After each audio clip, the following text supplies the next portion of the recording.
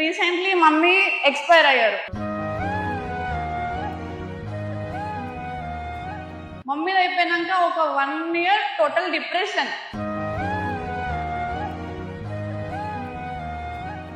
ఇట్లా కదిలిస్తే చాలు ఏడ్చేదాన్ని.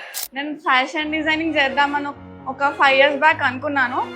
బట్ నాకు కరీంనగర్ వదిలిపెట్టి వెళ్ళడం ఇష్టం లేదు. ఎంఎస్సి కంప్లీట్ చేసిన, బట్ ఎంఎస్సి న్యూట్రిషన్ కూడా మొత్తం కరీంనగర్లోనే. ఇంటిని వదిలిపెట్టి మమ్మీని వదిలిపెట్టి ఎక్కడికి వెళ్ళేదాన్ని కాదు. రీసెంట్లీ మమ్మీ ఎక్స్పైర్ అయ్యారు.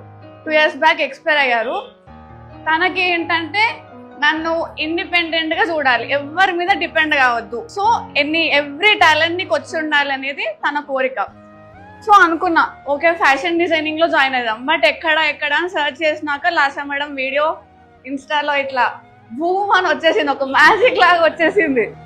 మమ్మీ అయిపోయినాక ఒక 1 year టోటల్ డిప్రెషన్.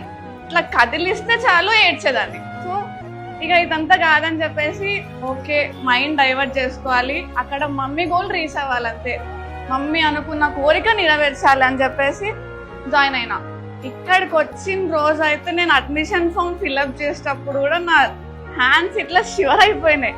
ఓకే ఒక పెద్ద స్టెప్ వేస్తున్నా, అవుతుందా కాదా, నా వల్ల చేయగలుగుతానా లేదా. బట్ ఇక్కడికి వచ్చినాక నాకు ఒక కాన్ఫిడెన్స్ అయితే వచ్చింది. 1 year కోర్స్ అయిపోయే లోపు అయితే ఒక ఫ్యాషన్ డిజైనర్గా, సర్టిఫైడ్ డిజైనర్గా వెళ్తా అని ఒక కాన్ఫిడెన్స్ అయితే వచ్చింది.